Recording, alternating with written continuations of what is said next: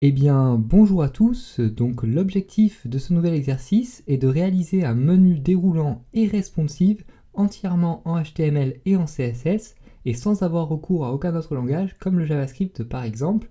Donc, un menu responsive signifie un menu qui s'adapte à la taille de tous les écrans. Alors, cela n'est pas évident à faire seulement en HTML et en CSS et nous allons donc devoir ruser un petit peu. Et pour cela, donc, je vais vous proposer une méthode à base de cases à cocher invisibles.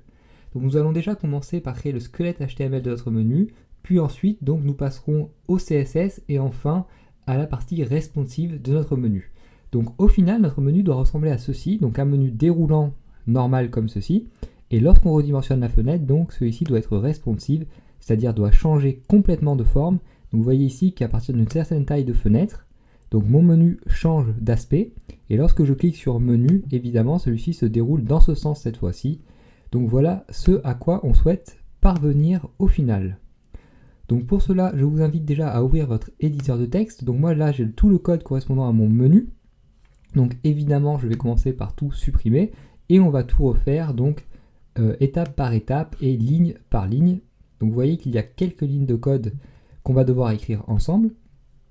Donc la partie CSS et la partie HTML. Donc je vais juste garder la partie HTML pour le moment car il n'y a pas trop d'intérêt pour moi à tout supprimer pour tout réécrire ici. Donc commencez donc par ouvrir votre éditeur de texte et par créer deux fichiers, un fichier HTML et un fichier CSS. Donc un fichier HTML qui va accueillir notre menu et un fichier CSS donc nous allons lier à notre fichier HTML et donc qui va nous servir à définir les styles de notre menu évidemment. Donc vous voyez, moi dans mon cas, mon fichier HTML s'appelle menu-déroulant-responsive.html, donc vous pouvez l'appeler comme vous le souhaitez, ça m'est égal. Et mon fichier CSS s'appelle menu-déroulant-responsive.css. Donc j'ai déjà commencé par lier mon fichier HTML à mon fichier CSS grâce à un élément link ici, comme vous pouvez le voir. Et donc j'ai également appliqué dans ce cas-ci un meta viewport, donc qui sert à redimensionner donc une taille de fenêtre afin que le contenu occupe toute la taille de la fenêtre. Donc vu qu'on va parler de responsive, je me suis dit que autant introduire le metaname viewport également, donc qui sert à optimiser l'aspect responsive d'une page HTML. Donc voilà tout pour mon élément head, donc du classique, c'est-à-dire un élément title, un élément meta charset, donc pour l'encodage évidemment, un élément donc meta viewport pour optimiser le côté responsive de notre page, et un élément link pour lier notre fichier HTML à notre fichier CSS. Alors ensuite, donc dans notre élément body, donc nous allons écrire notre menu HTML. Donc, on va donc déjà commencer par écrire un élément nav, donc l'élément HTML structurant nav qui sert à encadrer un menu principal de navigation évidemment. Et dans cet élément nav, donc nous allons créer un premier niveau de menu grâce à un élément UL et à des éléments LI. Donc ici, par exemple, je peux supprimer ceci afin que vous le voyez plus clairement. Donc on a un premier niveau de menu qui a été créé comme ceci. Donc ce premier niveau de menu donc, comprend 4 onglets. Donc un onglet qu'on a appelé HTML, un onglet qu'on a appelé CSS, un onglet qu'on a appelé JavaScript et un onglet qu'on a appelé Contact. Et donc à l'intérieur de ces premiers niveaux de menu, nous allons créer donc de nouvelles listes afin de créer un deuxième niveau de menu, donc des sous-onglets pour notre menu, afin que notre menu donc, soit un menu déroulant. Et donc c'est ce que j'avais fait précédemment, donc ce que je viens de supprimer et que je vais remettre immédiatement.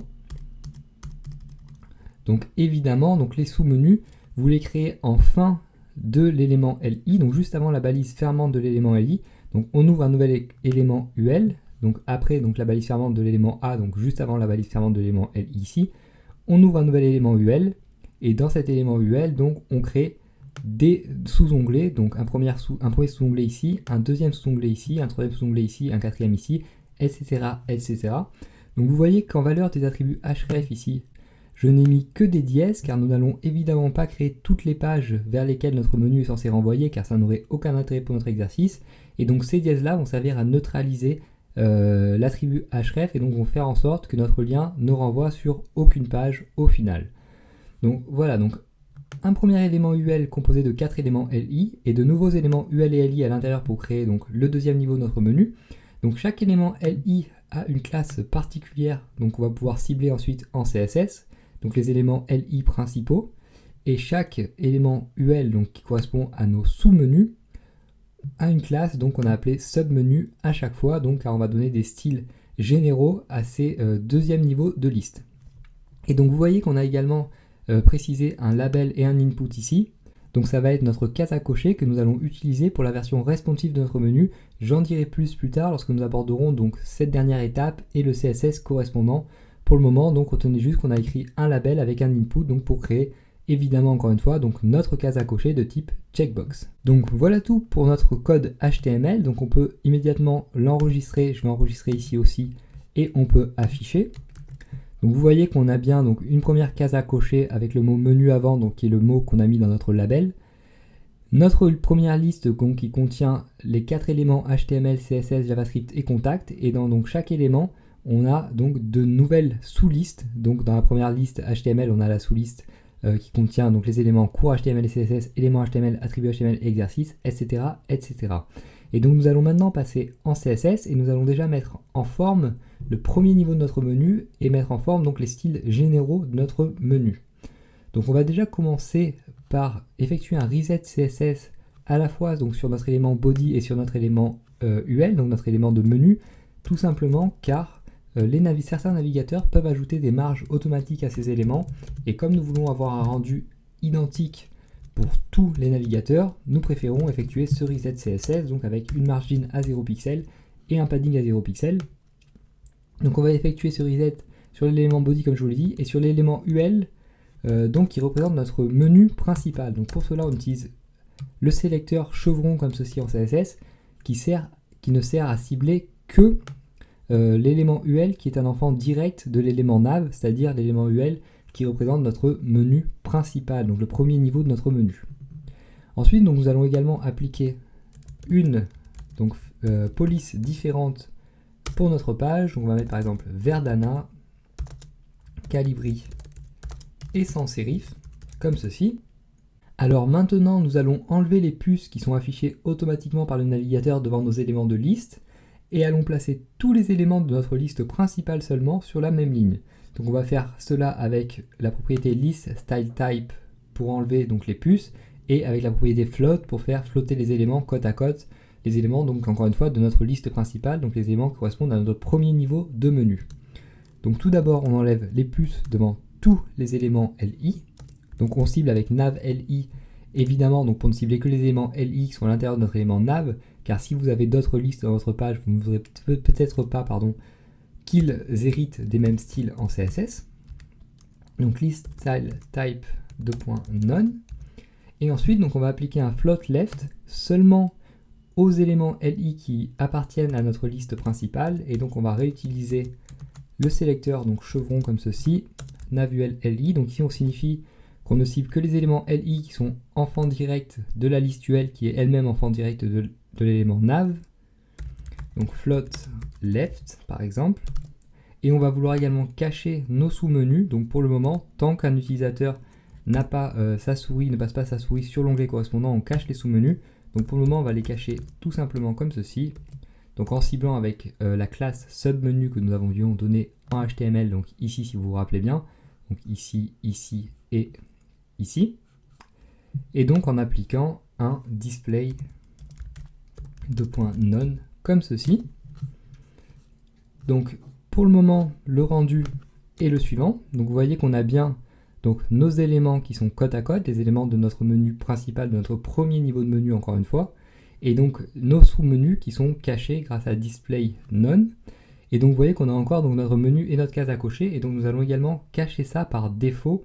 Donc on va cacher ça dans tous les cas tant qu'on ne veut pas activer la version responsive de notre menu. Donc pour cela, on retourne en CSS et on va cibler donc précisément tout d'abord donc notre input, donc nav input. Donc on va le cibler très précisément avec un sélecteur d'attributs, type checkbox. On va lui appliquer un display none et on va faire exactement la même chose donc avec notre élément label. Donc nav label display .none comme ceci. On enregistre et on affiche et vous allez voir donc que cette fois-ci notre case à cocher et le mot menu ont disparu bien évidemment. Alors maintenant qu'on y voit un petit peu plus clair, nous allons véritablement pouvoir mettre en forme les éléments de notre menu. Donc on va tout d'abord commencer par étirer notre élément nav de façon à ce qu'il prenne toute la largeur disponible dans la page et lui donner une couleur de fond gris foncé. Donc pour cela, on va se placer ici, on va cibler avec le sélecteur nav, on va lui appliquer une width à 100%, donc 100% de son élément parent, c'est-à-dire du body, donc 100% de la page, et une background color, donc on va donner en hexadécimal, donc 42, 45, 58, comme cela. On va ensuite donc attribuer une position relative aux éléments de notre menu principal, car cela nous sera utile plus tard pour bien positionner nos sous-éléments, c'est-à-dire nos sous-onglets de menu.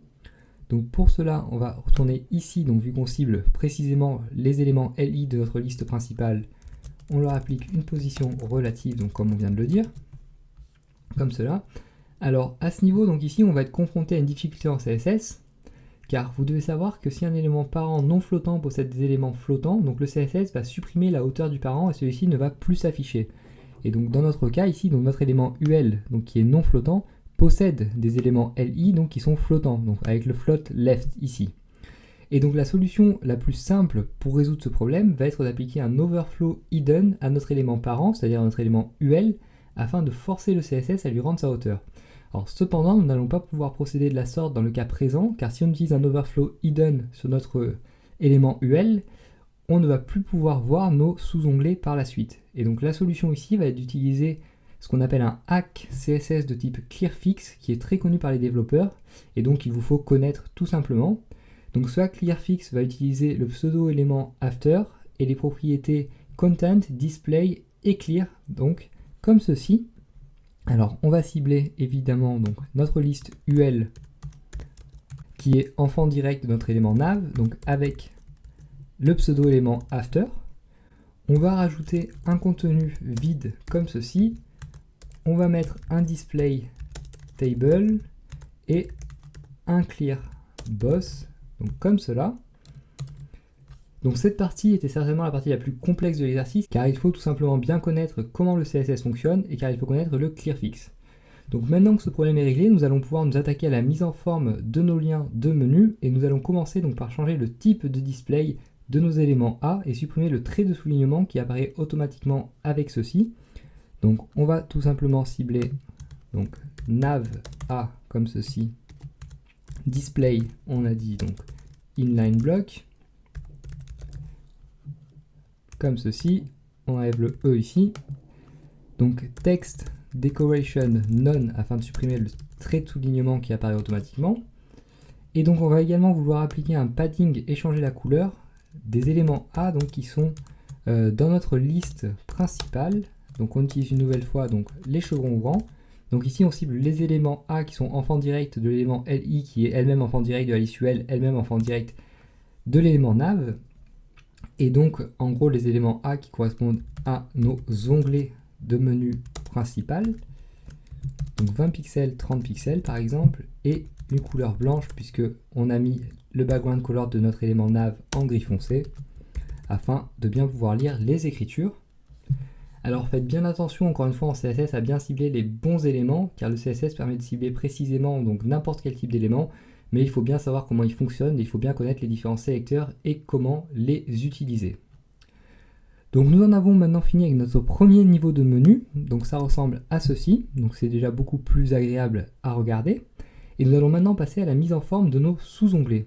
Alors pour rappel, on veut que ces sous-onglets ne s'affichent que lorsqu'un utilisateur passe sa souris sur l'onglet auquel ils appartiennent, et on va donc utiliser une pseudo-classe over sur nos onglets donc, et changer le style donc, des sous-onglets lorsque l'utilisateur passe la souris sur l'onglet correspondant. Donc on va retourner en CSS. Alors on va également vouloir donc, que chaque sous-onglet s'affiche exactement sous son onglet parent, et donc pour cela nous allons utiliser une position absolue sur nos sous-menus et choisir donc les bonnes valeurs pour les propriétés top et left. Donc on va déjà cibler donc, nos sous-menus lorsque un utilisateur donc, passe sa souris sur l'onglet de menu correspondant. Donc ici on cible bien nos sous-menus, donc nos sous-menus qui ont la classe submenu, et on leur applique des styles uniquement dans le cas où l'utilisateur donc, passe sa souris sur l'élément LI donc, qui correspond à nos éléments de menu. Donc display de point inline block,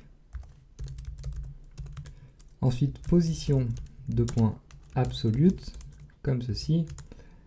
Top, on va mettre à 100%. Et left à 0 pixel, donc afin que les sous-menus s'affichent bien juste en dessous donc de nos menus. Padding 0 pixel, juste en dessous de nos onglets plutôt. Et Z-index, on va mettre à 1000 par exemple. Donc on a un gros Z-index ici, afin que si vous avez du contenu donc sous votre menu dans votre page, que les sous-onglets donc s'affichent bien au-dessus de ce contenu. Et donc pour améliorer maintenant le rendu de nos sous-onglets, nous allons ajouter une bordure fine à chacun de nos sous-éléments. Et nous allons également mettre en forme les liens de nos sous-menus en leur ajoutant un padding, en changeant la taille du texte et sa couleur et en définissant une largeur fixe pour ceci. Donc on va cibler les éléments A donc de nos sous-menus. Donc submenu LIA comme ceci. Donc on a dit un padding, donc 15 pixels, 30 pixels par exemple, un font size de 13 pixels, une couleur donc on va dire par exemple gris foncé, donc comme ceci, et une taille fixe de 270 pixels par exemple, comme cela. Et il ne nous reste donc plus qu'à effectuer un dernier travail d'habillage pour nos onglets et nos sous-menus en leur ajoutant notamment de la couleur. Donc je vous propose pour cela de commencer par ajouter une bordure haute, épaisse, d'une couleur différente pour chacun des éléments de notre menu principal, qui n'apparaîtra donc que lors du survol de l'élément en question. Et lorsque l'élément est survolé, on va également lui attribuer une couleur de fond en semi-transparence, afin que le contenu de l'élément reste bien lisible. Donc pour le moment, on en est là, si vous voulez un résultat intermédiaire. Donc vous voyez qu'on a bien nos sous-onglets qui s'affichent lorsqu'on passe sur l'onglet correspondant. Alors en revanche, il y en a un problème sur la couleur ici. Donc j'ai dû faire une erreur. Oui, donc ici j'ai oublié le 2 points, comme ceci. Donc si on enregistre et qu'on affiche à nouveau, tout devrait bien s'afficher maintenant. Vous voyez qu'on a bien donc les textes qui sont en gris foncé. Et donc on va maintenant donc ajouter de la couleur comme je vous l'ai dit. Donc pour cela, on va utiliser les classes spécifiques qu'on avait données en HTML, donc ici. Menu HTML, menu CSS, menu JS, etc. etc. Donc, point menu-html, donc over, puisqu'on veut appliquer une couleur de fond et une bordure seulement lorsque l'utilisateur passe sa souris sur l'onglet correspondant. Donc, border top, 5 pixels, solide et couleur rouge-orange. Et donc, background color. En RGBA, vu qu'on va lui donner une transparence afin que toujours le contenu soit bien lisible par les utilisateurs. 38 et donc 0,15 en opacité. On va faire pareil donc pour notre onglet CSS. Donc over. Alors border-top 5px solide. Et cette fois-ci, on va la mettre en bleu. Donc 0070 BB. Une couleur de fond assortie à la couleur de la bordure. Toujours en RGBA. Donc on va mettre 000 112 et 192. Donc toujours avec une opacité à 0,15. Comme ceci. Donc pareil également pour notre onglet JavaScript de notre menu. Menu-js over, border top 5px solide et on va mettre une couleur jaune cette fois-ci, donc F1DC 4F comme ceci, et une couleur de fond en RGBA encore. Alors 241, 211 et 79 en valeur, opacité à 0.15. Et donc pour finir, notre onglet contact, menu-contact.over, border top 5px solide et grise, et donc une couleur de fond background-color donc RGBA. Et on va mettre 220, 220 et 220 afin de créer du gris clair avec une opacité toujours pareil à 0,15 comme ceci. Donc on enregistre et on affiche. Donc vous voyez qu'on a bien maintenant une couleur de fond en semi-transparence et une bordure haute assez épaisse. Alors le problème maintenant est que donc lorsqu'on passe notre souris sur un onglet, vous voyez que le menu change de taille et que le texte est également un petit peu déplacé vers le bas. Alors cela est dû à notre bordure, donc puisque notre bordure donc, va agrandir le menu de sa taille et va déplacer également le texte de sa taille.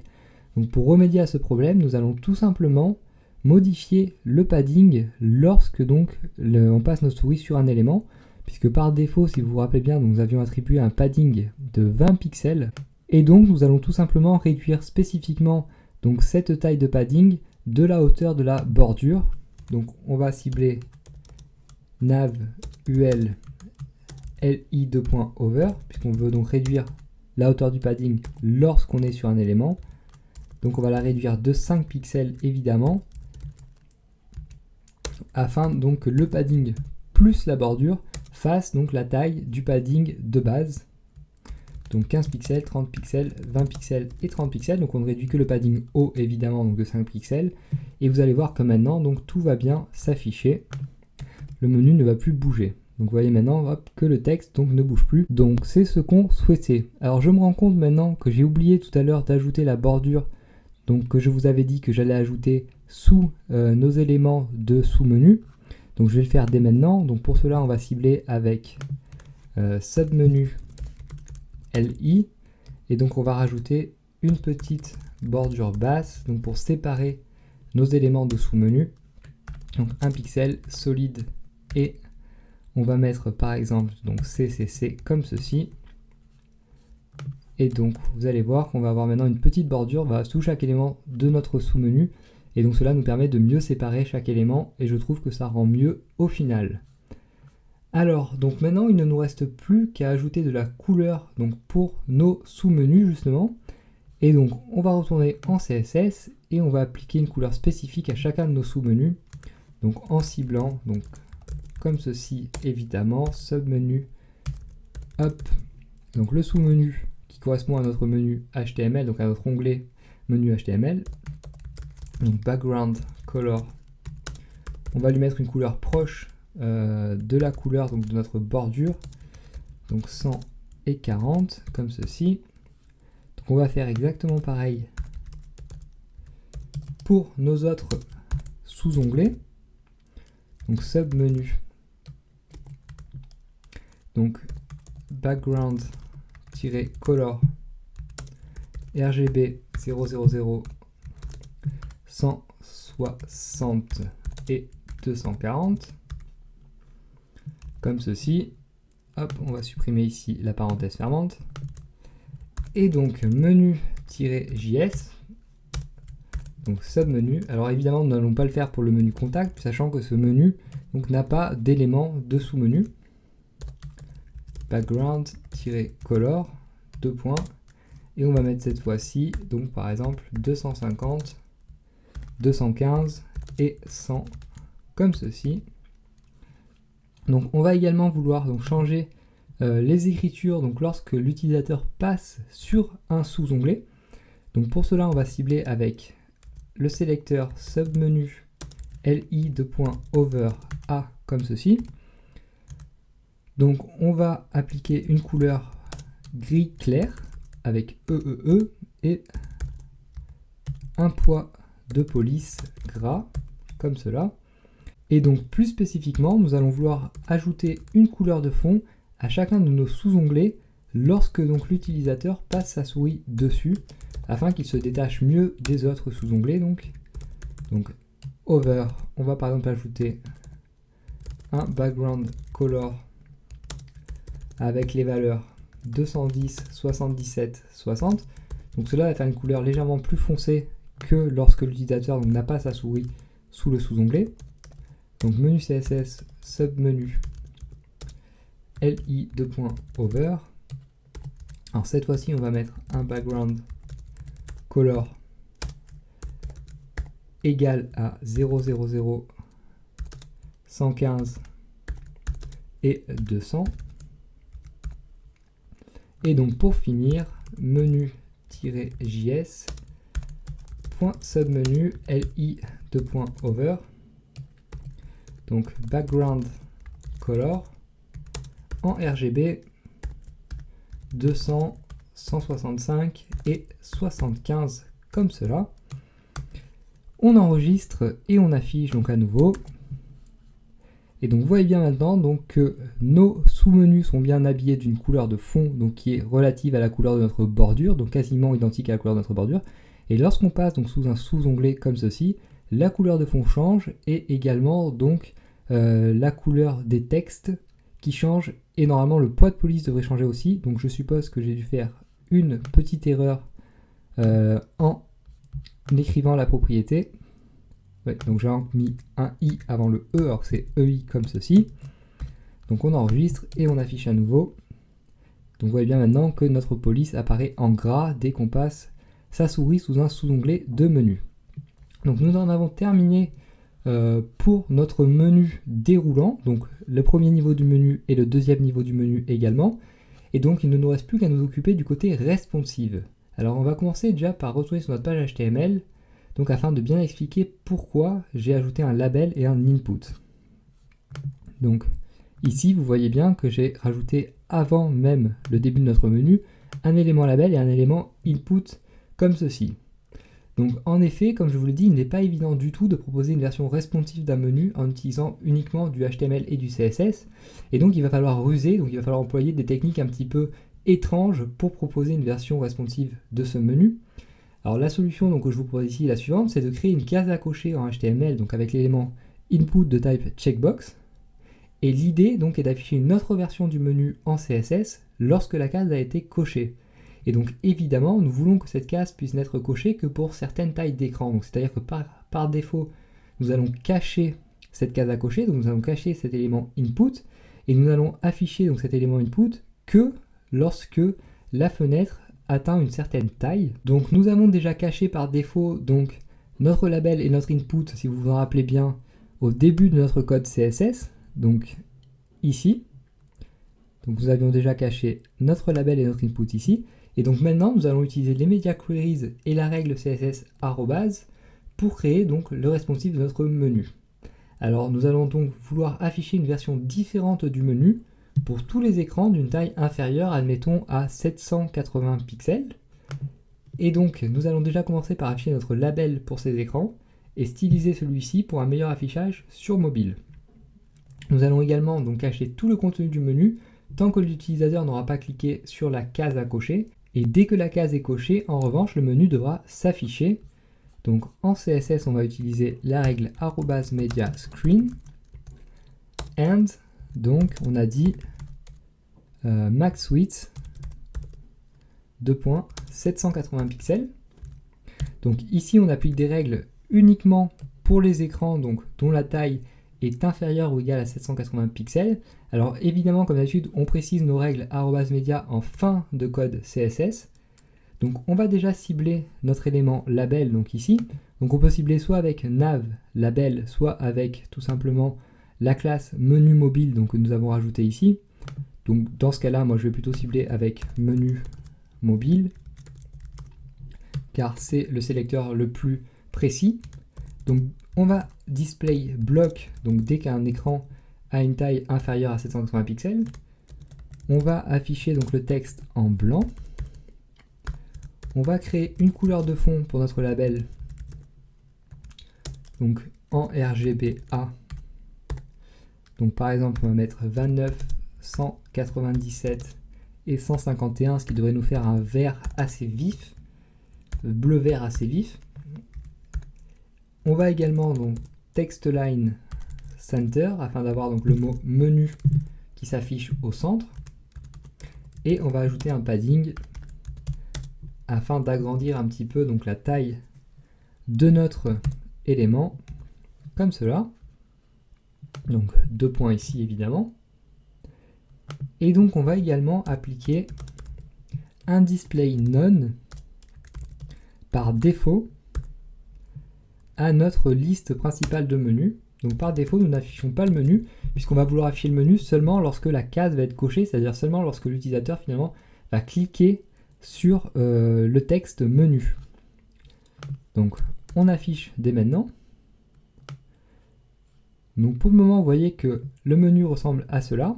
Et lorsqu'on clique donc sur notre case à cocher, donc finalement lorsqu'on clique sur ce mot menu, puisque la case est cachée, donc elle a été décorée de cette façon-ci, vous voyez donc que rien ne s'affiche. Alors évidemment, on va vouloir que notre menu donc s'affiche lorsque notre case à cocher a été cochée.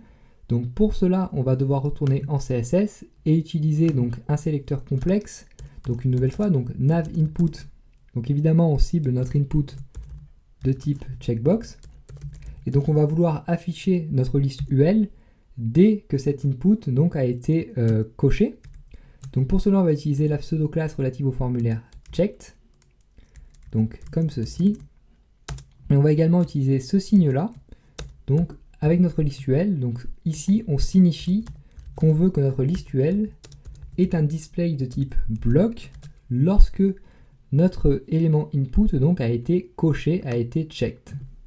Et donc maintenant, si on retourne à nouveau sur notre menu et qu'on clique sur notre mot menu, vous voyez que notre menu s'affiche bien comme ceci en dessous. Alors c'est un début, évidemment, ce n'est pas encore satisfaisant puisque notre menu n'est pas vraiment responsive pour le moment vu qu'il s'affiche comme il s'affichait normalement, donc avec des grandes tailles d'écran, donc comme ceci, l'affichage est le même. Et on va vouloir donc un affichage vraiment spécifique pour mobile. Donc nous allons maintenant devoir mettre en forme notre menu en soi, spécifiquement donc pour les mobiles, ou plus spécifiquement plutôt pour les écrans dont la taille est inférieure à 780 pixels. Alors pour cela, on va faire très simple.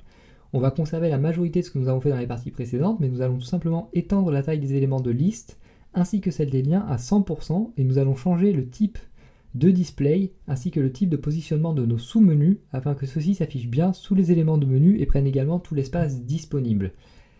Et finalement, donc, nous allons ajouter un léger padding sur nos différents liens pour espacer un petit peu nos contenus. Donc on retourne cette fois-ci dans notre règle @media. Donc ici, on va appliquer une taille de 100% et on va centrer le texte donc à l'intérieur de nos éléments NavUL, LI et A. Donc à l'intérieur de nos éléments LI et A. Donc width 2.100% et text align 2.center comme ceci. Ensuite, donc, nous allons ajouter un padding LIA à nos éléments A ainsi qu'à nos éléments A lorsque donc un utilisateur est sur l'élément LI correspondant. Padding 2 points, on va mettre 10 pixels, 0 pixels, comme ceci, ça ira très bien. Et finalement, donc, nous allons afficher nos sous-menus lorsque, encore une fois, l'utilisateur donc a sa souris sur le menu, sur l'onglet correspondant, donc sous forme de bloc. Et on va également leur donner une position statique, comme ceci, tout simplement. Donc on retourne sur notre menu une dernière fois, on met à jour.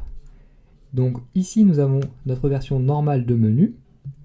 Lorsque la taille de la fenêtre diminue et donc lorsqu'elle passe sous les 780 pixels, on a donc notre case à cocher, notre label donc qui s'affiche comme ceci.